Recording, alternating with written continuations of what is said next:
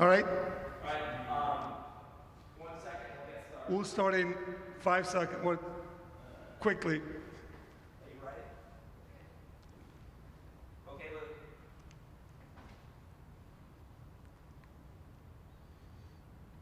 Stuart, are we ready? Okay, let's go. We're set, ready to go. Good morning. Good morning, Tim. I am Mike Zafrowski, and would like to welcome all of you to the Church of the Holy Spirit in Lake Forest, Illinois. We have a pretty nice and brave group here in person, and I suspect a much larger virtual audience. Tim, you are speaker number 113 of our Faith at Work ministry, and it's such a pleasure to welcome you here this morning. Thank you, Mike. Tim is dialing in from Utah, University of Utah. He'll tell us some of the things he's doing there. Tim, I'll introduce you in a minute. As we normally do, we start with a morning prayer. So Father Luke, please. Thank you, Mike. And Tim, thank you so much for joining the Faith at Work movement and being with us this morning.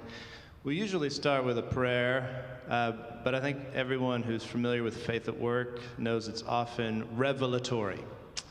So I'm going to start with a revelation, and this is a revelation from St. Julian of Norwich, who in her own disability was revealed to her something about Jesus Christ. This is called Fall into Oneing with Jesus. And in this woe, Jesus suffered 7 great pains. The first was the sore bruising he took in his falling, which was to him a pain proper to his human condition. The second was the heaviness of his body. The third was the feebleness following from these two. The fourth, that he was blinded in his reason and stunned in his mind at such length that he had almost forgotten his own love. The fifth was that he might not rise. The sixth was most marvelous to me, that he lay all alone, and I saw none to help him. The seventh was that the place where he lay was hard and grievous, and I marveled how this servant might meekly suffer there all this woe. Amen. Thank you, Father Luke. Before introducing Tim, as a reminder, we normally discuss 3 big items at this session, Tim. The person's background, their faith journey, if you will, and most important, how they bring faith to work. The terrific speakers from all walks of life, executives, social workers, principals, entrepreneurs, homemakers. But each speaker has been a real blessing, and I know today certainly will not be an exception. Hopefully all of you have seen Tim's bio, but in brief, Tim is married to Linda. They're the proud parents of 5 kids. Tim is the chairman of the Special Olympics since 1996. He's a co-founder of Unite, an initiative to promote national unity. Also, he began his career as an educator and subsequently co-founded and currently chairs the Collaborative for Academic, Social, and Emotional Learnings. Tim earned his undergraduate from Yale, his master's from Catholic University, and a doctorate from University of Connecticut.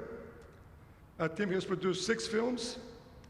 He's the author of New York Times bestseller, Fully Alive, Discovering What Matters the Most. And he's a co-editor of a new book, The Call to Unite, The Voices of Hope and Awakening. Tim is also a frequent speaker, and hopefully, Tim, you can hear us. But he's recently spoke at the University of Georgetown as the commencement speaker. So I'm thrilled to welcome Tim to Faith at Work, and Tim, I'm hoping you can hear us. Loud and clear. Thank you, Mike. I'm happy and thrilled and honored to be with you. Fabulous. Well, your voice is coming very clear. The photo is not coming through yet, but now we're going to see your smiling, handsome face, hopefully very soon. I don't know. I'm seeing my face, so I'm not sure why you aren't. So I apologize for that. We have a photo of you now, but Tim, we'll go for about 40 minutes. In the last 20 minutes, it'll be Q&A, starting with the audience, but also texting from the group online. But Tim, again, welcome. It's such a pleasure and joy to welcome you. Maybe the first question, maybe you can tell us a little bit about yourself, where you grew up, your family, and very importantly, and we can see you now, also your early motivations and your dreams as a youngster.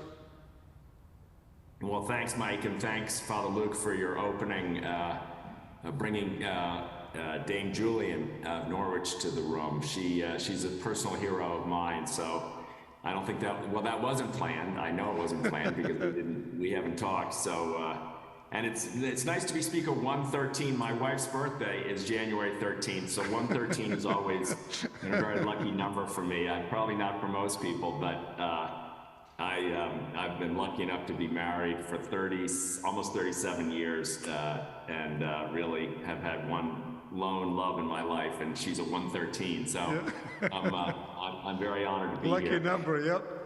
Lucky number. So, Mike, I know you ask people to tell their stories, their family stories. In my case, in some ways it's quite ordinary. I was the middle of 5 children. I was born in Boston, Massachusetts. I was raised mostly in a suburb of Washington, D.C., Rockville, Maryland. And I was raised by 2 parents who were very devout Catholics. In fact, I think a lot of their attraction to each other came from their equally avid commitment to the Catholic tradition and growing up in the 30s and the 40s and the 50s. They both went to Mass. I don't know how many Catholics you have on this call, but that's a daily sacrament for those of us in the Catholic tradition, or can be, weekly, it's supposed to be. But my mom and dad would go to Mass. From my earliest age, I was an altar boy. Once a month, I'd have the 6:45 a.m. Mass and be roused out of bed at 6 to get over to church in time to serve the Mass at 6:45 a.m. and then off to school after Mass. They often went to Mass separately. They both led very, very active careers, both in the public eye. My dad, from the time I was born, was active in the political life of his brothers-in-law, President Kennedy, and then his brothers, my Uncle Bobby and Ted Kennedy, but also in his own right, led the Peace Corps and was traveling around the world and helped create the War on Poverty programs like Head Start and Job Corps, and was traveling around the United States. So he led an active life. My mom led an equally active life, working around the field of intellectual disabilities, and which led to the founding of the Special Olympics movement right there in Chicago in 1968. Mm-hmm. All this happened, upon the time before I was 10. But despite all that activity, what I noticed, and often amidst great crises and tragedies, was the power and the presence of being in church. Sometimes I'd be driving home from work and my mom would say, "We're going to stop and we're going to make a visit." And I would roll my eyes.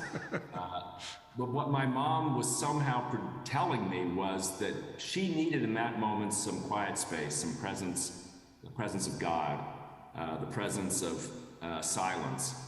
And as much as I rolled my eyes, it became a part of my experience to see that in the turmoil of and sometimes I have to be honest, the chaos of my childhood and the often wildly disruptive violent acts that entered into my family, somehow the place where emotion, where sense-making, where peace existed was in the pews of the church in our neighborhood. I wouldn't have made sense of that theologically, but I made sense of it experientially. I didn't grow up, as most Catholics don't, knowing the Bible inside and out. Yes, we had a Bible in our house. I didn't grow up knowing the dogmas of the church inside and out. That wasn't my parents' interest. But their interest was in the spiritual life, in finding, discovering, and in acting upon the deepest callings of the Spirit as manifest in the experience of the Catholic tradition, the Christian tradition, the fusion of the Jewish prophetic and wisdom traditions and Torah with the teachings of Christ, These were things that animated their daily lives and where we could make sense. We didn't talk emotionally at home. We didn't talk about feelings when I was a child, but we did go to church. And for me, it made all the difference. I went on and, you know, I mentioned to you, Mike, I went to a Episcopalian high school, St. Albans School in Washington, D.C., and there was an optional chapel service on Wednesdays. It was a Eucharist. And so I was already quite interested in all this. So I would go to the optional chapel service. By this time in my life, I was kind of opting in, not just being forced in. And I remember about halfway through the first quarter, the headmaster of the school called me to his office, and I thought, my God. He sat me down and said, I see that you come on Wednesday mornings to the Eucharist. I said, yes, Martin, I do. And he said, well, do you know this is not a Catholic church? And I said, yes, I do. I do know it's not a Catholic church. He said, well, do you know that the Catholic Church doesn't recognize the Eucharist that you're celebrating on Wednesdays in the Episcopalian Church? And I said, well, yeah, I kind of know that. And he said, well, I just want to make sure you know all that when you come. And then later, my father said to me, the principal called me and said, you're going to the Episcopalian Eucharist. I said, well, yeah, I am. I have been going to it. He said, well, you know it's not a Catholic. Sure. It's not the same as ours. I said, well, yeah, I kind of get it, but I mean, I'm not going because of some theological teaching, Dad. He says, okay, fine, that's fine. But I think I bring it up because at an early age, Mike, I was interested, a lot less interested in the theology and dogma and the denominational distinctions of faith, and much more interested in what I would later come to call the inner life. When I graduated, I started working in teaching, and I started studying child development because I thought child development might teach me some of the language of the inner life, and it did. It was fascinating to understand the ways in which emotion and cognition and social relationships created the narratives we have about one another and about ourselves. But I remember also at the end of a fellowship, I spent a year at the Child Study Center saying to and I was teaching in an urban environment, children facing the most, I'd say, adverse challenges in the world that I'd ever seen. Poverty and violence and chaos and all the things that happen in our country when we don't give children safe and nurturing supports in their families. I turned to the professor, to the director of the Child Study Center. I said, you know, Dr. Solnit, I'm struggling to help my students find meaning in life. What can psychology, what can psychiatry teach me? How can I tell them that there is meaning in life? He said, well, since psychiatry doesn't have any answer to the question of meaning, we can help you figure out what the meaning of your life story is, your childhood experiences. But to the question of the meaning, mental health people don't have any answer. And it was at that point that I knew I wanted to study the inner life, not just from a psychological perspective, but from a spiritual or religious one. Set me off to do a master's degree in the mystics, where I read Julian of Norwich at the ripe old age of 25, and read T.S. Eliot's spin on Julian, and started to hear the stories of people who were navigating that, you know, as Julian writes in another part of her texts, the showings, about that all might be one. I thought to myself, what is she talking about? All might be one, you know, and this act of wanting, of bringing oneness into your inner life, and the cloud of unknowing teaching, enter a cloud of forgetting. Go to a space where your consciousness, where you lose discursive thought, detach from your thoughts, even from your feelings, from everything, in order to enter this cloud of unknowing in which God will reveal to you your true self. That all started to fascinate me in a way that changed my life. It gave me some sense that our traditions have great teachers who can help us not just learn that the Bible tells us that Jesus loves us or that God loves us, and not just tell us that the Creed says that God our Father is in heaven, or that the Holy Spirit is among us, and not just explain to us where Jesus spoke or how he explained in the parables, the meanings of things, but there were also teachers who could help us experience all those things. Experience the love of enemies, experience the sense of seeing wholeness and oneness. One night I was, after reading this book, Centering Prayer, that a Bible study teacher gave me, I was sitting in the I lived in a church. I was discerning a vocation early in my 20s. A friend of mine had joined the Franciscans, and I was thinking, well, maybe this is the course for me. And this teacher gave me this book, Centering Prayer, and I remember reading it about halfway through it, and there was a section there, this was written by a Cistercian, Basil Pennington, where it says, you know, the person goes to the rabbi and says, Rabbi, what will happen to me after my death? And the rabbi answers, says, well, I can tell you what will happen. God will not ask you why you weren't Moses. He won't ask you why you weren't Abraham. He won't ask you why you weren't Joshua or Isaiah or Ezekiel. He'll ask you why you weren't Tim, why you weren't Mike. And me, having grown up with all of this enormous energy around me, powerful people, successful people, people who in the workplace were commanding great heights, I knew how to try to be like them. I knew how to aspire to be a senator. I knew how to aspire to be a judge. I knew how to aspire to the highest levels of success. I had never heard the question, how do I be me? So, you know, I won't keep going, but I'd say in some ways my journey was typical of so many people who throughout their childhood had role models who taught them so that later in life they could find their own faith, a different faith maybe than the one they started with.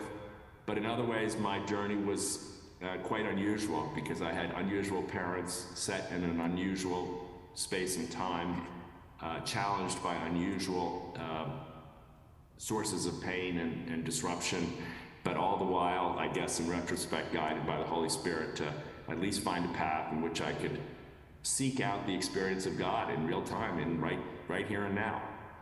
Tim, I love this. I was smiling as you were talking because I knew what you're going to say next.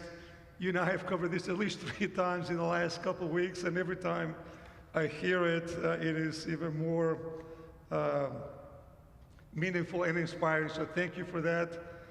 Maybe more of a lighter question. I do know that usually when you try to get to that place of silence, it takes you about 20 minutes to start it to finish, to only get 1 minute, if you will, of true silence and quietness and forgetting to do list. So maybe you can explain to the audience again how you get prepared. And yeah, I mean, look, I think the one thing, Mike, that is missing for many of us, was missing for me, is the common message of virtually, I would almost venture to say, every religion, and certainly of the founders of every religion, and I would say certainly of our founder in the Christian tradition, of Jesus.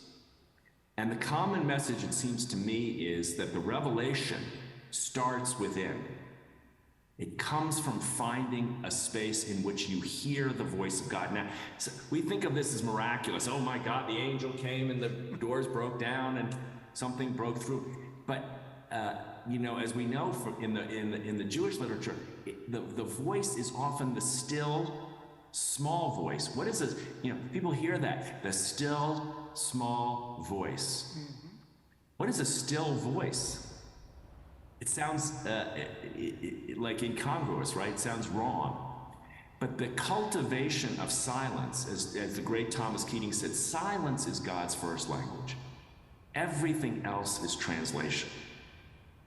And so many of our traditions have taught over centuries that you must, if you want to hear the voice, if you want to be at one with the voice, you have to cultivate a silence in your discursive mind. You have to drop down. There's all kinds of metaphors for this, but it's not the binary mind, if I can use that language. It's not the judging mind that will hear the voice. It's not the sorting mind. It's not the thinking mind that can hear the still voice. It's the center, it's the core of who we are. When we release all of our thoughts, when we let go of our emotions, our stories, our narratives, that has the chance to see from the space in which God sees, right? It's Meister Eckhart has these beautiful texts. The eye with which I see is the eye with which God sees. The eye with which I see God is the eye with which God sees me. Now he got strung up and charged with treason, not heresy, for some of the things he said. But what he was trying to get at is that we're invited, all of us, to practice the language of silence in order to be animated by, guided by, to be able to see with that same silent presence in our discursive thoughts. So when we talk about going to work, a lot of people think, well, how do I bring the Bible to work? Or how do I bring Jesus to work? Good questions. Good questions. But to me, the answer lies in shaping and cultivating a sense of God's presence within us, so that when we act, we don't have to say, this is what Jesus told me, or this is what Isaiah told me, or Moses told me, or Buddha told me, or Muhammad told me. We can say from within what we're feeling and sensing God's presence is calling us to say in the moment, and then we don't need any words. You know what I mean? So I think sometimes we're trying to bring our daily lives into coherence with spiritual teachings or religious teachings. Good idea, but I think it starts with bringing our inner lives into coherence with the spiritual presence of God, so that we act from that space when we can. Thank you for that, Tim. And I have so many follow-up questions, but I'll move on to something which I know is very closely related to your beliefs and what the Bible teaches us, if you will. And that's the topic of Special Olympics. I mean, organization you've cheered now for more than a quarter century, since 1996. Anyway, how does it feel? Privilege every day. But tell us, how does it feel? The genesis of your involvement. Yeah. Well, I mean, my Aunt Rosemary had an intellectual disability, and she was born in the early part of the 20th century, where almost every family, certainly a family, my grandparents had means. My grandfather was building wealth when she was born. He could have done anything when he was confronted with this child who had special challenges. I think my grandparents made the most important decision of their lives to keep her at home. The prevailing wisdom would have been to put her in an institution and forget her. I mean, I'm not exaggerating. Pretend as though she was never born, move on with your life, you have other children to care for, this one will be taken care of by the state. She chose to keep her at home. So my mom and her brothers and her sisters grew up in relationship, loving a sister who the world didn't understand or love. And furthermore, they grew up seeing someone they loved who was not the hyper-competitive person, who was not going to run for political office, who was not going to amass a fortune, and yet they loved her at the age of 6 and 8 and 10. So this love, this affection, this deep frustration with the culture that didn't love their sister animated my mom's life. And so from the time I was 3 years old, in our house in the backyard during the summer, we'd have children with special needs coming over and swimming in the swimming pool and playing in the yards and in the fields outside of our house, and riding horseback. Ponies would be brought over, and I'd be playing with them. And I think so many people see the origins of Special Olympics as the charitable passion of my mom and of other mothers, mostly mothers, some fathers, who were committed to helping improve the lives of people with intellectual disabilities. And it is that. It is a great, powerful, noble, charitable mission. But I started to see early on, Mike, I could hear echoes of Isaiah's language when in Isaiah 58 and then later in 61, Isaiah speaks about feeding the hungry and clothing the naked and visiting the prisoner and freeing the one bound unjustly. And he says at one point, he says, you will be known if you do this as healers of the breach. He doesn't say you'll be known as a great charitable giver. He doesn't say you're going to get your name on the side of the building. He doesn't say you're going to reach the gold level of donors, all of which we do, and we all try to do, to be as generous as we can. He says you'll be known as a healer of the breach. And I thought to myself, what's the breach? What's the breach? And it struck me in watching the athletes of Special Olympics that the breach was the fear and the discomfort, and I dare say the stigma we associate with one another. We're scared of people who are different.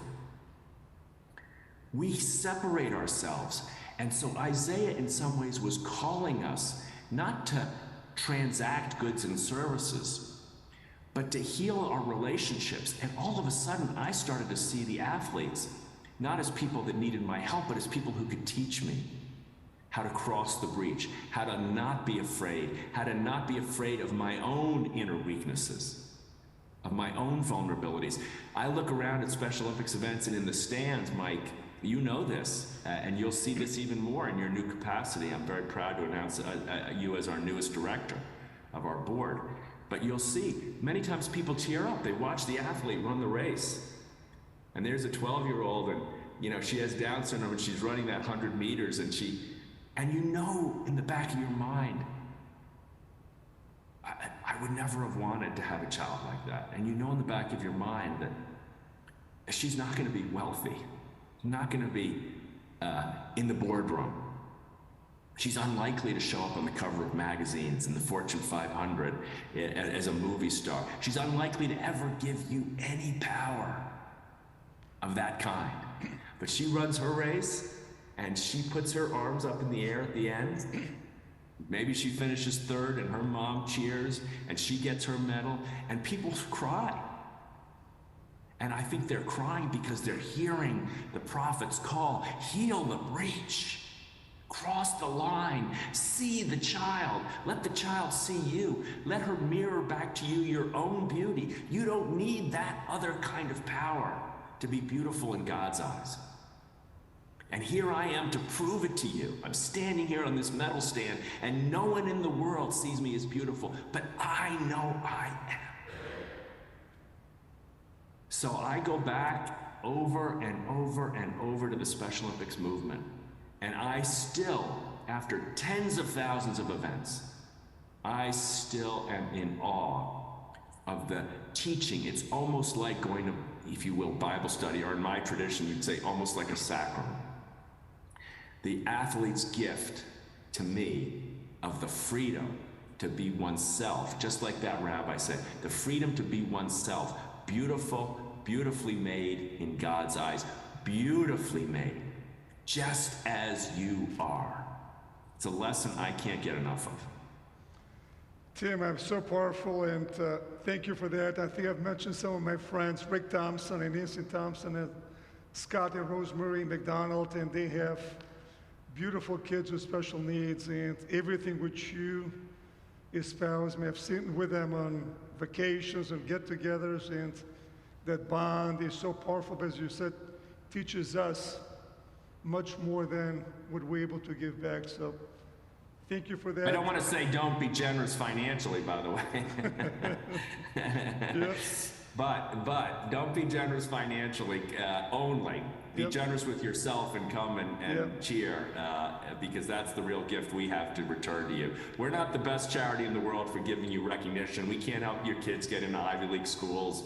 You know, we can't get you the front row seats at the symphony or at the National Galleries and stuff like that, which many, many charities can do. And by the way, beautiful, wonderful organizations that do all those things. I'm not against any of them. But what we have is we have experiences of spiritual equity that are, I dare say, almost unrivaled. And so I encourage people that can be generous to be generous, but to be generous with yourself and come and watch and cheer and experience the power that our athletes bring to the world.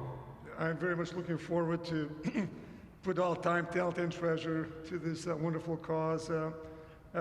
Maybe a quick question. COVID has had such a negative impact on society in general. I know has a big impact on the Special Olympics. Maybe a couple comments on that and status and plans. Yeah. Well, look, I mean, our community is used to isolation. Sorry to say that. They're used to loneliness and sadness. They're used to feeling left out. And as one of our athletes was Loretta Claiborne said to me early in the pandemic, now the rest of the world is starting to see what our lives tend to be like all the time. So it's been a struggle, and it's been a struggle for all of us. I mean, there's no everyone has been through it with the pandemic, the disruption of family. I mean, I won't go through it because we've all heard it so many times. I hope what comes out is that we come out with a renewed understanding of how fragile our lives are. You know, I like to, I've said to my kids, you know, the soul is fragile. It's tender, it's meek. Your soul energy will never be the loudest energy in the room, but maybe during the pandemic, as we've struggled with our own isolation, our children's, our friends, our colleagues, the loneliness, the sometimes depression that comes with it, maybe we could also treat each other just a little bit more compassionately in this new iteration, just a little bit more gently, just a little bit more tenderly, because that's the soul, that's the language our souls will understand. We need to bring that language back to our social and cultural life in a way maybe we've never had. I mean, look, people often say we've lost X, we've lost faith, or we've lost institutions, or we've lost community values, or we've lost these things. Well, maybe we have, but I'm less interested in what we've lost than in what we need. And I think we need a whole new version of how we treat each other with dignity, how to treat each other with respect, how to, you know, you mentioned Georgetown. I mean, I had the audacity to give a graduation speech that was centered on my original thought, love your enemies. And I hope I was honest in saying, look, you know, this is not my line. Love your enemies didn't come from me, but it is a line we haven't paid much attention to. And I hope when we come out of this pandemic, Mike, I hope, why shouldn't we be audacious? I mean, people say that's so impractical, or that's so naive, or that's not gonna work. I got people that I'm in charge of. I gotta express power to them and authority and force and, you know, determination. I can't go around talking about loving my enemies. I'm competing against my enemies. I mean, all that stuff. I get it. But man, life is short. Why do we spend so much time ignoring the most powerful callings of our souls? You can compete if you're in a competitive business. Most of us are. I compete in Special Olympics with other causes and charities. I try to do the best I can to prove that this is the place where your dollar can do great things, where your time and treasure can be powerfully and beautifully translated into change and hope and love. I'm competing with my message, but I don't have to hate my enemies. I don't have to hate my opponents. It's not a zero-sum game. I can hope that the galleries and the soup kitchens and the women's shelters and the dance schools. My wife is on 2 boards in Washington. I do everything I can to help. Of course I can hope they're successful. I don't need to see them as somebody I need to crush in order to gain success for my organization. It's just not necessary. It's not the way the world was made. I mean, you know, it's trite to say it, but in God's world, it's a world of abundance. There's more than enough for everyone. Why do we have to be so afraid of each other? I mean, I hope that's one of the ways in which we come out of this pandemic committed in some ways to a slightly different way of navigating our personal relationships and just a little more compassion and dignity for each other. Tim, I love that. Watched that talk twice. I think it's only 15 minutes. So I do encourage the audience. I think it was June 22nd anyway, was sometimes this summer to watch it. I thought it was quite powerful, including, I'm not going to go through that, but your opening statement on how people make judgments where they're obviously very wrong, and then the comment of loving your enemies. Line's been there for more than 2,000 years, but very rarely, if ever, used. But anyway, I thought it was very, very powerful. Thanks. I know you're very passionate about faith is the potential to drive unity and healing rather than judgment, exclusion, and division. Also, I know you're at the University of Utah now, today and yesterday, working on quote-unquote the Dignity Index. So maybe some of the efforts, I know this is time is going so fast, but some of the efforts on, again, bringing unity in a divided country, how you use faith. You know, I think that one of the things that the Special Olympics athletes have taught me is that there is no divide that can't be healed. And when people say to me, our country is hopelessly divided, I don't buy it. We hate each other. We live in different universes. No, we don't. We live in the same universe.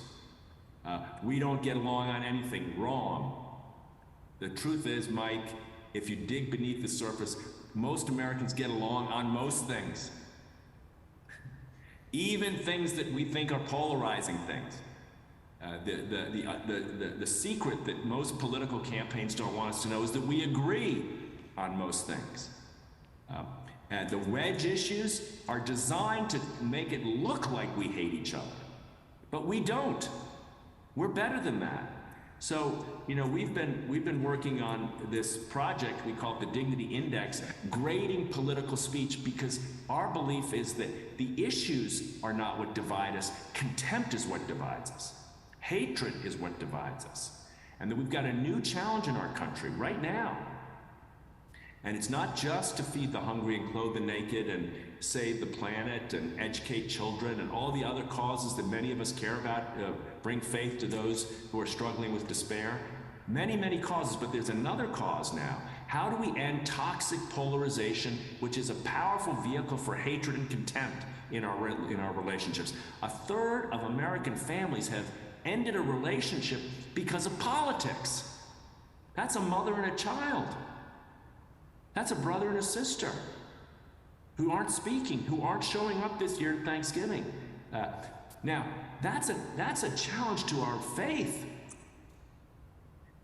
How can we tolerate the idea that political ads, billions of dollars are spent trying to make us hate each other? Now, that's the truth. The algorithms, the media, what Arthur Brooks calls the outrage industrial complex, is a big business designed to make us feel divided from our best selves and from each other. I'm not willing, not because I have a great faith, but because I've seen people who have navigated the deepest fear and antipathy. I've seen them cross the line. I've seen the breach healed. We've got to do this as a country now. So we've done this pilot here. I encourage folks to play around with it if you're interested. It's called the dignityindex.us, and you'll see there we built a scoring system, Mike, and I can score if you issue a speech in your role as a leader, a financier, a man of faith, former comments you might have made in your various corporate capacities. We can grade your speech from 1 to 8, and the lowest score is a score that suggests you are inciting violence, hatred, and potentially attack on someone else's life. That's the kind of speech we see when we look at the texts of Nazi Germany before the Holocaust. The othering that becomes a moral separation, that becomes the dehumanization of the other, the rat, the cockroach, the vermin, the disgust of the other. And that is the last step before we get to wanting to kill the other, eliminate, destroy. I'm sorry to say, in our own country, we have speech that leans that far towards contempt and hatred. And we seem to say, oh, no, that's not contempt. I'm telling the truth about those people. I mean, we don't hear it. People of faith, we don't hear ourselves. We don't hear ourselves because somehow we've come to justify, because all of that noise around us. So anyway, I could keep going on this, but you know, we're going to try in this next presidential election. This is not a secret, but we're just beginning to put the plans together. We're going to try to bring this dignity index to the presidential race and invite people to look at the speech of their political leaders and put a new criteria on their vote. Vote for what you believe about education. Vote for what you believe about taxes, about immigration, about abortion, about any other issue, about the environment. But also vote based on the candidate who has the most dignity, who brings dignity to their disagreements, who, as we teach in social and emotional learning programs, learns how to disagree without being disagreeable, learns and models being curious and not furious, learns and models, here it is, the big shocking quote, how to love your enemies. Tim, ask you about Tim Keller, but I know you said you've met Tim Keller. You've been on a couple discussion panels with him. I was at the City to City convention last week. I think I've listened to almost 1,000 of his sermons. I know this is probably a pretty challenging question, but what is your view of his teachings, and how would you view your perspectives, the places of common views in maybe places That's where... an easy answer, Mike. Yes. I'm just going to say yes. I don't want to compete with or be a critic of Tim's. He's a wildly beautiful and powerful voice in our culture, has brought a deep biblical and evangelical and reformed tradition to the American discourse in a way that is almost unrivaled in the last many years. In my own tradition, folks like Richard Rohr, in some ways, are the companion. In the Episcopalian tradition, Cynthia Bourgeau, their companion. What I see in Tim is a desire to use and marshal the power of our faith experience to heal our relationships in the public square. To dive deeply into the traditions of into the biblical tradition, as he's done with, and he has many colleagues in this work. You and I talked about Francis Collins. Yep. Can you bring your faith to your scientific exploration, to the awe and wonder of the universe, to those pictures we see of the universe from the telescopes? My goodness, how can you not bring a prayer of awe to that? And Tim has reminded us of this over and over again, that we are called to the public square by our faith to act with justice, to act with love, to act with mercy, as the prophet Micah says. I mean, look, we're all with him in his struggle, and he has taught so many others, you, me, many others, who will always, as long as we have life and breath, be indebted to Tim for being so brave and bucking his own tradition at times, which we all have to do. Because all of our traditions, I think Tim has been very clear on this. All of our traditions have blind spots. There's no time for being defensive. I'm not going to run around apologizing for everything that the Catholic Church has done. It's outrageous, some of it. I remain a Catholic, but I am not going to be a party to some of the tremendous mistakes the Church has made. I'm not afraid to say that. Tim's not afraid to challenge our traditions, because the stakes are too high now. We can't build our traditions by hating other people, not to mention other Christians. Imagine, we've spent, depending on how you look at it, somewhere between 500 and 1,000 years in Christianity figuring out how we can hate other Christians. And Tim is a prophet of a whole new Christianity, in my view. Good. Actually, I had no idea how you're going to answer that. I love it. And also, you mentioned Francis Collins. I loved his presentation of how he was going from the ultimate atheist to analyzing all the other options, and how he, at the end, convinced there is a... Anyway, I'm not being interviewed, so... No, but look, you're bringing Tim Keller, you're bringing Francis Collins, you bring Julian of Norwich. I'm just like the rest of the gang on this call, just fumbling my way through it. I'm not at any of their levels in terms of, professional or even prophetic or spiritual. Those folks live at the highest levels, and all I can do is look up to them and do my best to try to internalize and bring what they're teaching into my life, and try to do the best I can to carry that wholeness with me. I have 25 more questions, but I'll ask 3 really short ones, hopefully. The ESPY Awards in 2017. This is when normally ESPN gives awards to athletes. You received the award on behalf of your mom, and I thought just an amazing 7-8 minute talk. But anyway, maybe you can just reflect on that evening, and again how Michelle Obama had presented the award to your family, and then your acceptance speech. Yeah, look, my mother was fiercely competitive. And she wanted Special Olympics athletes to prove to the world that they could compete too.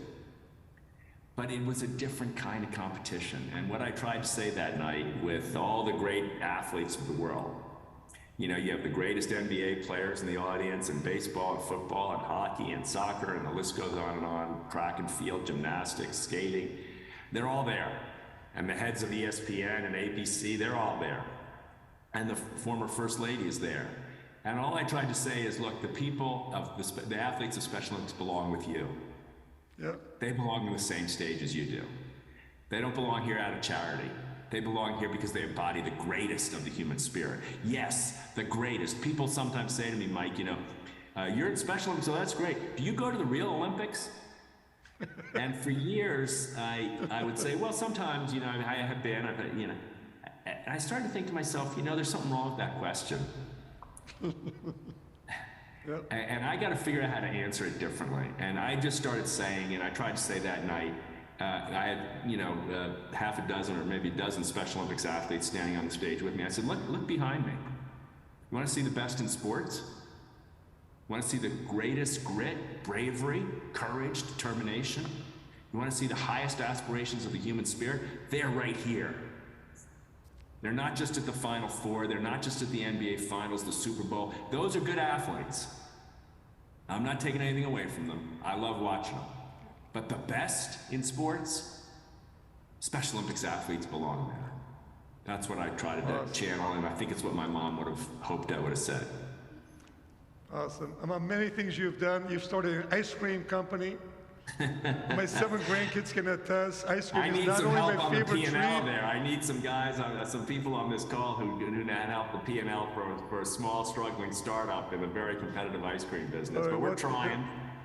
It's a brand, you know, we tried to set it up as a brand that would embody the spirit of Special Olympics. We called it Lovin', and so we've got a couple of little products, and we're still struggling along. But if anybody wants to take an interest in a small startup, cause-related brand in the consumer products business, in the ice cream business, we're all ears. I'm looking for help. Well, I can't wait. I'll be quality control for you. I'll let you know how good it is. And me, last Taste question. tester. You know, I've spoken with Tim Jr., your son. I know you have 5 kids and 3 grandkids. Maybe some comments on your relationships with them at the time. Discussions of well, faith. look, I mean, I'm sure everybody on this call, the blessings of my children are my wife and children are the greatest blessings of my life. And, you know, I'm very proud that each of them in their own way is on a faith journey. And sometimes people ask me, you know, how do you get your children to believe? How do you get your children to be a part of church or things like that? And, you know, I made a lot of mistakes in that regard. I think I beat them over the head with it. I've, you know, put a lot of rules in place. I created a lot of demands. But in the end, they're all in it for, I think, a different reason, and that is probably that they saw in their faith, a contemplative space, a place of silence, a place to actually look for peace, to understand the search for meaning, all the way back to what I learned from psychology that you know, if you want to look for the meaning of life, it's not psychology that will give it to you. I mean, wonderful things that mental health practices do, but that's not one of them. You've got to look inward. And when you look inward, you know, as my dad said, you want to go eternal, or it wasn't my dad, you want to go eternal, go internal. I think each of my kids, I hope, would say that they learned that God's presence in their lives was the central presence for helping them navigate and understand their purpose in the world. You know, we don't all go to the same, you know, I'm on my knees at Catholic masses on Sunday. Not all my kids are. And I have a Bible at my bedside, and not all my kids do. But they're beautiful human beings, and they're raising beautiful children, and they're trying so hard to make a difference in the world, and they're trying so hard to find, talking to my daughter the other day, Dad, I want to go on a retreat. I want to know, this is my 28-year-old, I want to know God's purpose for me right now. And whether she ends up being a practicing Catholic, you know, of course my ego would say, oh, that would be wonderful, make me feel better. But what I'm confident is that she's opened up the dialogue with her maker. and with her source and with her destiny. And in each of my children's case, I hope and pray, I pray every day that will remain with them, and that gives me, gives me a lot of happiness. Was that Sophia, Kathleen, or Caroline? That was Kathleen, yesterday's conversation. But we talk about, look, we've had family, during the COVID, we had a family Zoom, and believe it or not, we did a little Bible study together as a family. But, we read Genesis, and we read, the Moses and the Revelation on Mount Sinai, and we read these things, and we tried to read them like, what are they telling us? What is this text telling us? When Moses hears the voice, you're standing on sacred ground. And we asked each other, what does that mean to you, to stand on sacred ground? So we try to take it like a little bit out of the doctrine and into the experience. Have you ever felt, Rose or Tim or Sam, Kathleen, Caroline, Linda, Tim, Dad, have you ever felt you're standing on sacred ground? And a lot of times, you ask yourself that question, you say, well, right now I do. Right now. Mike, you're sitting on sacred ground right now. That, when I can have that conversation with my kids, you're probably seeing I'm getting emotional. It's, it's a different way to pass along the faith, but for us, it's been a good journey. It's far from easy, believe me. I'm not suggesting there's any silver bullet in our family's traditions, but Rose is a therapist. She's got a beautiful son. Tim is a lawyer and did his master's in religious studies together with a law degree and working on cities and public safety. Sam is in graduate school now in anthropology. Kathleen is a journalist, just graduated from Columbia School of Journalism. Caroline is a dancer, an artist. They're all wildly different, but they all still come home, and we talk to them all the time, and their children. Tim has 2 children, so Linda and I have 3 grandchildren, and it's the greatest. Well, I've met Linda and Tim. Look forward to meeting the rest of your families. But anyway, I know there's lots of questions. Maybe we'll start with the questions here from the group here. I know Mimi is going to have one. This is Mimi Murley. She is just an amazing part of the Faith at Work Committee, getting speakers along with her husband, Bob. But Mimi? Good morning, Tim. Thank you for joining us this morning. I've been a long admirer of your family, so I'm glad you're carrying on the tradition so uniquely. One of the things that strikes me, and maybe your own children are a great example, we feel very discouraged when we look at our college campuses and see a lack of faith on those campuses, and yet, we know God is there. At our university, I shouldn't say our, my husband and I attended Princeton, and they have something called the Faith Work Initiative at the school. It's a unique program, and it gives children, young adults, a chance of having a values-based approach to their lives on campus. Could you speak to how your program could possibly be an insight into a faith journey that affirms young people and gives them renewed hope? Thank you. Yeah, thanks for your question. Tough challenges. The vocations to the religious life are down, of course. Attendance at church is down. But as you said, you said the most important thing, we know God is there. If we're right that the universe is 14 billion years old, or even close to that, God has been around a long time. And God's not going to leave us alone just because we seem to screw things up so badly sometimes. So I look around and I start to say, well, where are young people taking their spiritual questions? I think some of them take them to yoga. And I think a lot of kids, young people, find in these bodily practices the embodiment of faith traditions, which in some ways, I'm not an expert on yoga, but I think a lot of people find peace and tranquility and purpose in some of those traditions that are coming to us from other parts of the world. I don't think we have to fear them. We don't have to equate them. with faith, but we can see the hunger for peace and meaning and purpose in some of those practices. Mental health, we've talked about already on this call. I think a lot of people go to their therapist to make sense of the world. And I think, you know, in our tradition, we have an early form of therapy. It's called confession. It's been around for a couple thousand years. Most people don't want to go to confession, but they do like going to therapy, lots of them. And I mean, look, I wish they'd go to confession, but I don't think it's going to happen anytime soon.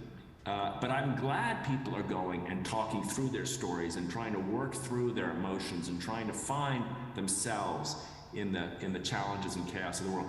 So I think on the one hand, let's not underestimate that the Spirit is still active in drawing people into the spiritual life. On the other hand, we've got to look at ourselves. How have our traditions failed young people? How have we failed, in my view, to speak to the inner life? This is kind of the point I guess I was trying to make, maybe. I think we've talked too much to the head and not enough to the heart in religion. I think we've talked too much to concepts and not enough to religious experience. A religious experience precedes concepts.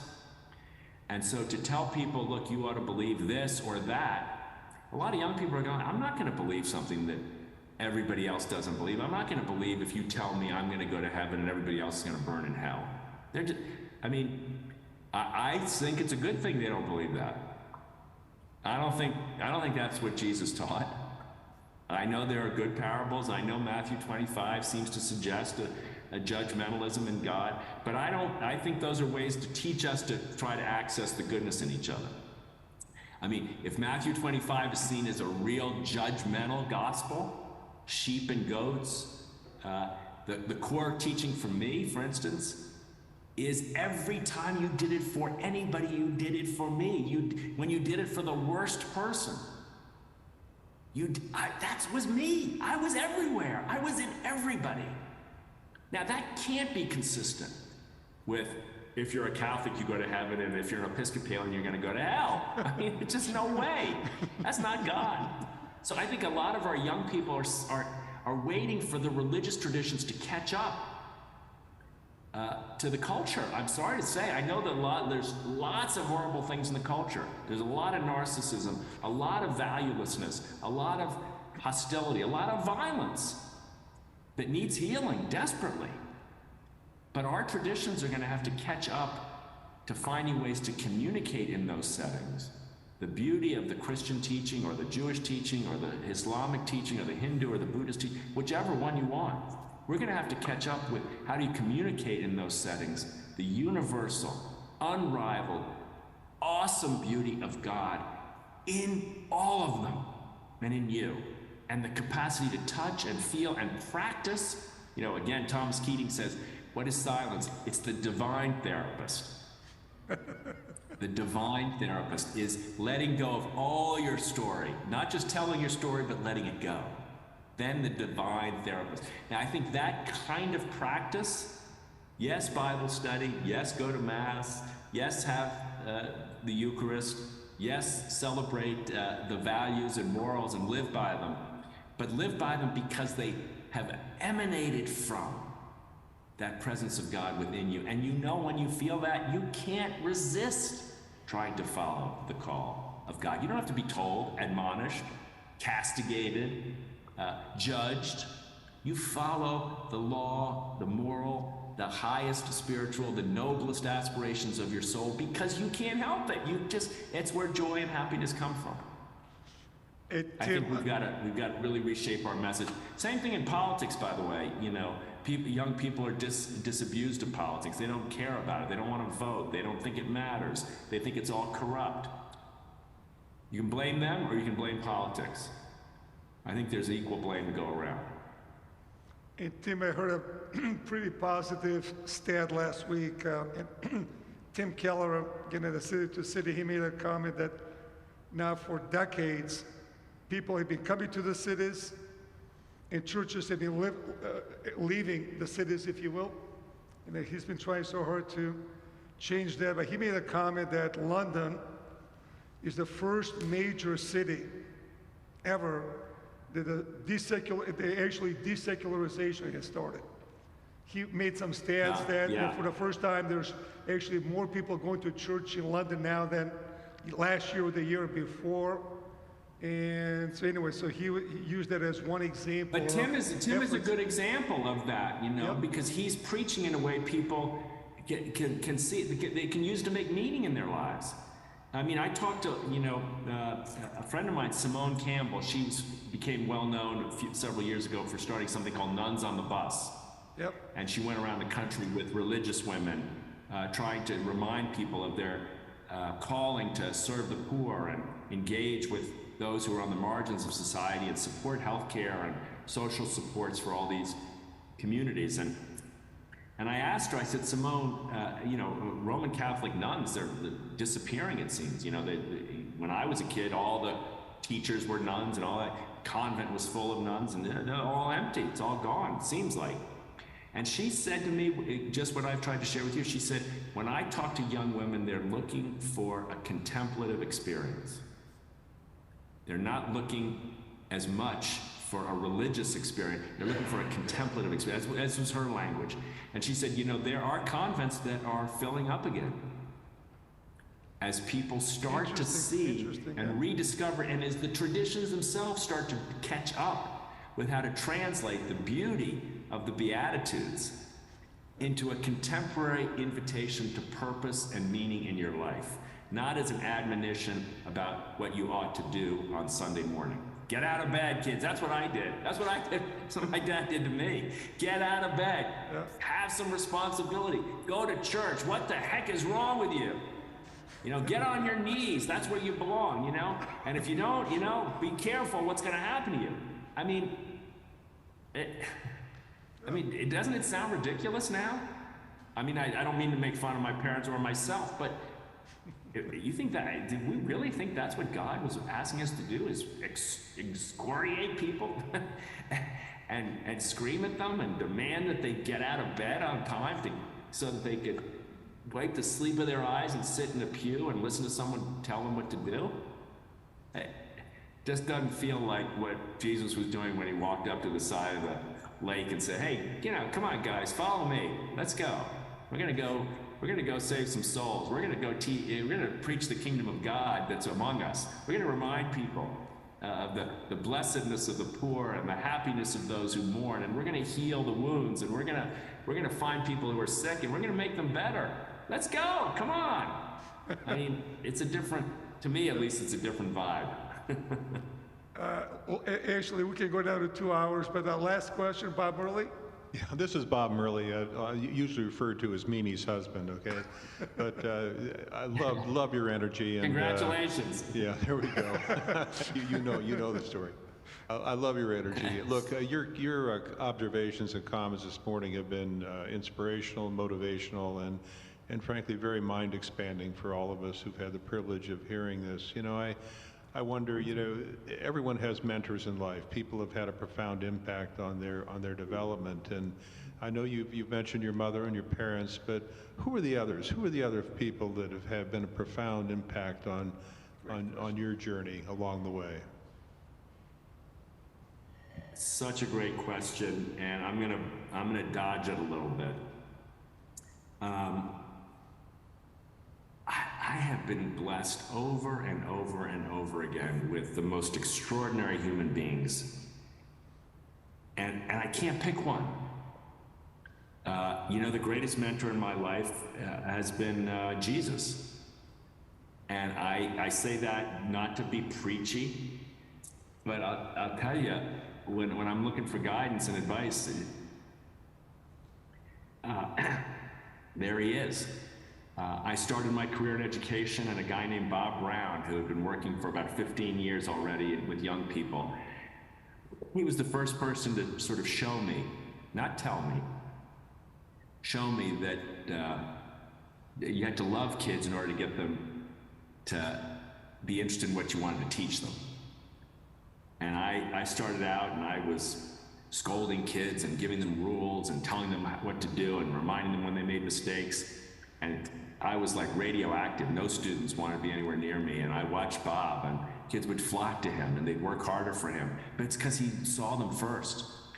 And I mean, he's a lifelong friend of mine, 40 years now.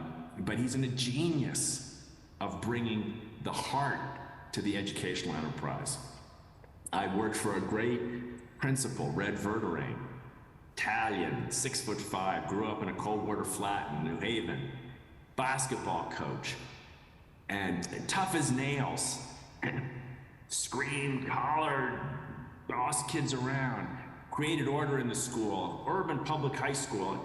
He laid down the law, and the kids loved him because he brought humor and joy and affection in all the gruffy, hard toughness of the street. He looked at those kids and they knew. I watched him like he was some kind of prophet. Jim Comer taught me, hey, Tim, everything starts with a relationship. He was a child psychiatrist. He said, stop worrying about the periodic table and the placement of the comma and the dates of the Civil War. Build relationships with people. Then they will follow you. Then they will learn from you. Then they will listen to you. Then they will see themselves in you. But if they don't, if there's no relationship, there's no learning. He said, even the brain tells us that. Oh my God, it changed my whole mind about stuff. And then the great teachers of centering prayer today, living still and teaching, Cynthia Bourgeau, sadly lost, Thomas Keating, the great Richard Rohr, and then the mystics. You know, we started with Julie and maybe we could end with her. She looked at her palm and saw a walnut. And in that walnut, it took her 15 years to figure out exactly what God had revealed to her, the entirety of the universe, in one instant, in one moment, in one experience. As she delved into all the depth and profound, and all will be well, and all will be well, that no matter what, all manner of things will be well. I read Julian in my 20s, and I mean, all I wanted to do was try to understand and follow. So that's a long answer, but I kind of feel like the one mentor answer is always a little bit of betrayal of God's generosity. I'm lucky enough to believe and feel that every time I've needed someone, even today, when I leave this room, someone will be there to guide me. Tim, what a blessing you've been to us this morning. Thank you very much. Thank you. Thank you, buddy. Thank you. Thank you all for listening.